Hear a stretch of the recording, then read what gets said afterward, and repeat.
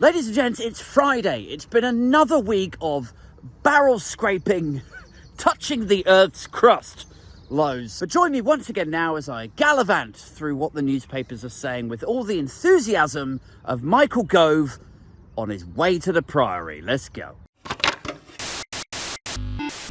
First up to the Sun this morning, a footy legend exclusive. A footy legend?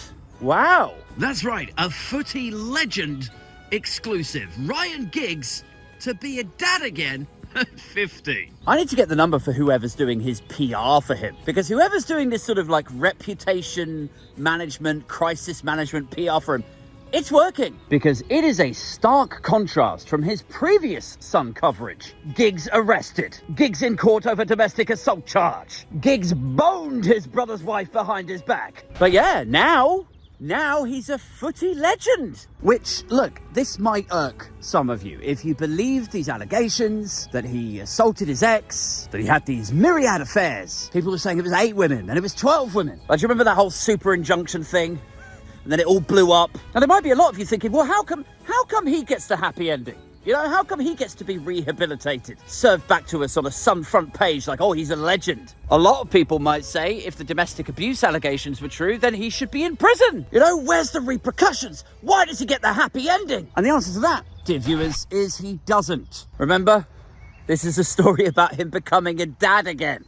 He's going to have a newborn at 50. All those sleepless nights, he's going to have a partner who's going through morning sickness, the blame, the arguments. Like, I'm 43 now. My kids are 7 and 3. I consider myself something of a feminist. My relationship with my other half, I consider it to be strong. But I tell you what, I'm so tired at 43. If my other half said, hey, I'm pregnant again, to me now, even I would be like, yeah, I don't think I can handle this.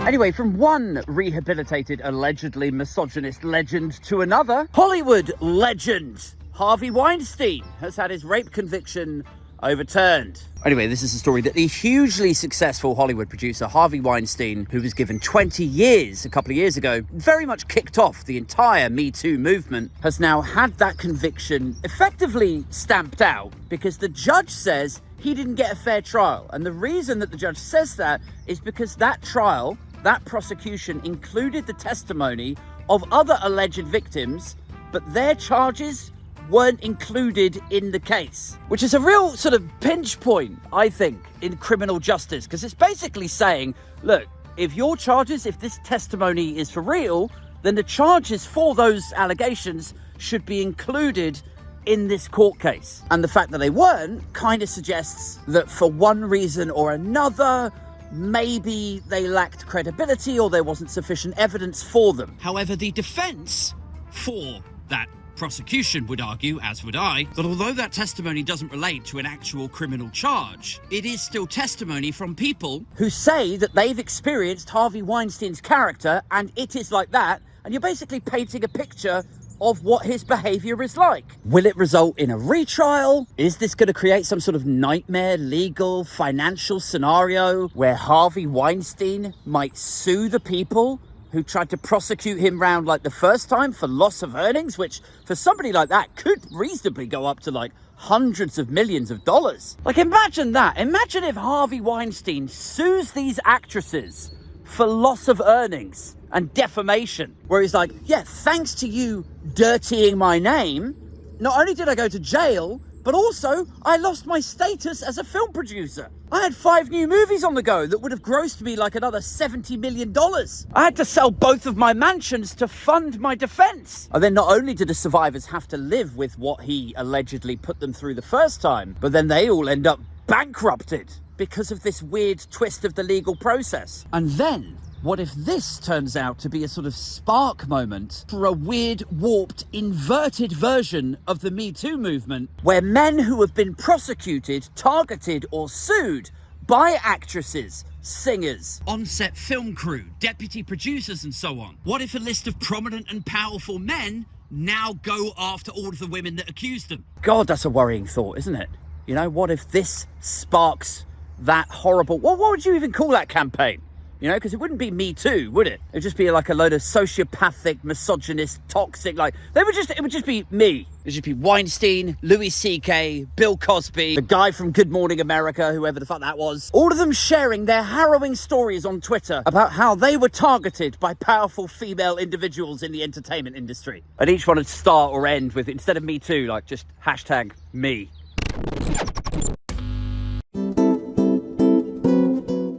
Over to the Daily Mail now.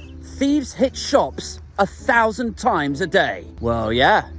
Yeah, I mean, that's what happens when everybody's broke. Finally to the Times, who are reporting that MI5 are investigating academics because they think some of them might be spies who are secretly working for China. Now, just to bring a few of you up to speed on all things China and security, right? In the last 6 months, we've had headlines about how there were 2 spies working in Parliament, working on the parliamentary estate, who have since been charged with spying for China. We've had Rishi Sunak's ministerial car swept for bugs. There were indeed bugs installed on his car. They think they came from China. We've had Grant Shapps suggesting if the US ban TikTok, we will probably also ban TikTok, because it could be perceived, rightly or wrongly, as a surveillance tool for the Chinese state. There's been Chinese spy balloons. We have recategorized China as an adversarial state. Everything's China and national security, and we need 75 billion for defense to guard against Russia and China and more China. Now we're going to start investigating academics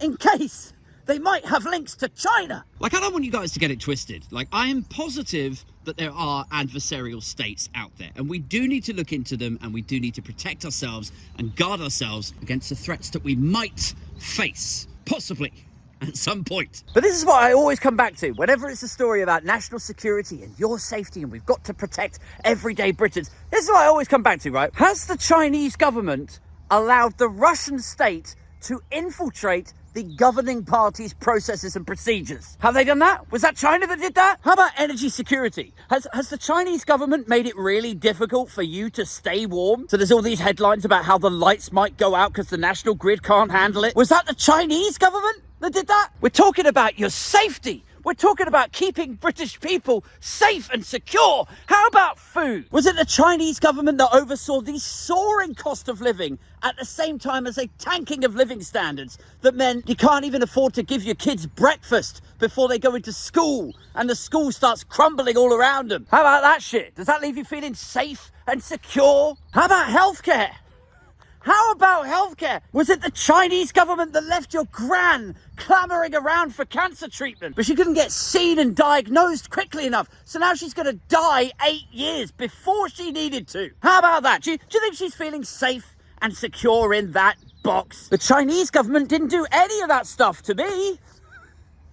The UK government did. And it's for this reason, or these reasons, that like whenever there's a conversation, whenever there's a headline, anytime there's a headline about security and safety, we've got to look out for the security and safety of everyday Britons. My response is always the same. It's like, okay, fine. We can have a conversation about national security. We can absolutely have a talk about geopolitical threats from adversarial states. Of course we can. But anytime you come at me with a headline or a byline about talking about, oh, we've got to keep everyday Britons safe, we've got to make sure everyone's feeling secure, my response is always going to be like, okay, all right. You heard what I said, right? You heard all the stuff that I just said, right? That is the reason why this conversation needs to start with us recategorizing CCHQ as a terror cell. That's it for this one, guys. If you're enjoying the alternative paper reviews and my, many rants, you might enjoy the podcast. I do one midweek, like Tuesday or Wednesday, and then every Friday night at 7:30 here on YouTube, I do a live stream. So join me for that tonight, 7:30. Be there or somewhere else entirely. Those are realistically your options with this.